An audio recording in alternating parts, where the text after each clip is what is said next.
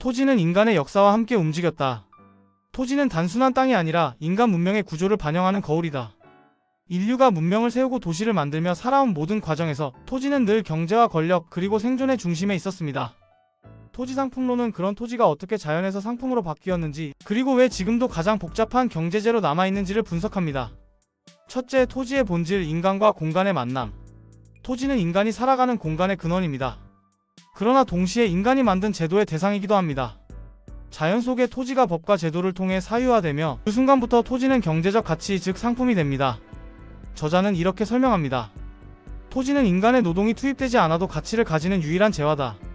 생산의 주체이자 결과물, 동시에 한정된 자원으로서의 토지는 경제학에서도 독특한 지위를 차지합니다. 그렇기에 토지의 개념을 이해하는 일은 경제를 이해하는 일과 다르지 않습니다. 둘째, 토지의 경제적 가치, 공급 불가능한 상품.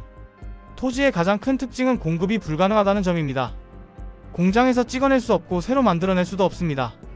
그래서 토지는 시간이 지나도 희소성을 잃지 않습니다. 토지는 공급이 불가능하므로 그 가치는 수요에 의해만 결정된다.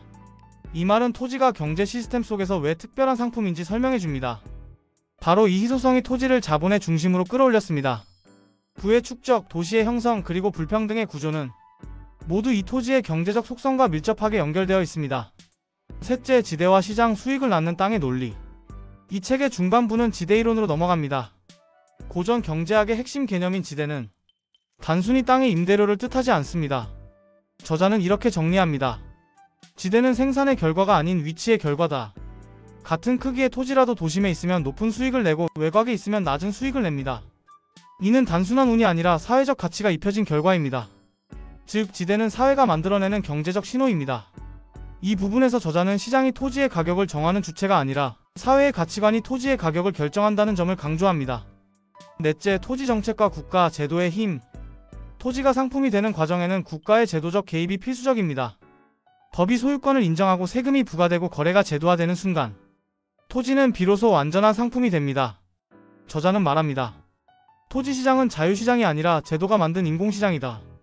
국가의 정책 방향에 따라 토지의 가격이 상승하거나 하락하고 개발 규제가 완화되면 부동산 시장이 요동칩니다. 결국 토지는 시장 논리보다 정치와 법의 논리 속에서 움직이는 자산입니다. 여기서는 특히 한국의 토지 정책 변화를 짚습니다. 토지 공개념, 개발 제한 구역, 토지 보상제도 같은 사례들이 토지를 둘러싼 사회적 합의와 갈등의 역사를 보여줍니다. 다섯째, 도시화와 투기, 토지의 사회적 그림자. 토지가 상품이 되면서 나타난 가장 큰 부작용은 투기입니다. 저자는 이를 토지의 사회적 병리 현상이라고 표현합니다. 도시의 팽창은 새로운 부를 만들었지만 동시에 계층 간 격차를 심화시켰습니다. 토지는 더 이상 삶의 터전이 아니라 투자의 수단이 되어버린 것이죠. 토지가 자본의 수단이 될 때 사회는 불평등을 피할 수 없다. 이 책은 현대 도시의 문제를 넘어 우리 사회가 토지를 어떻게 바라봐야 하는가를 묻습니다.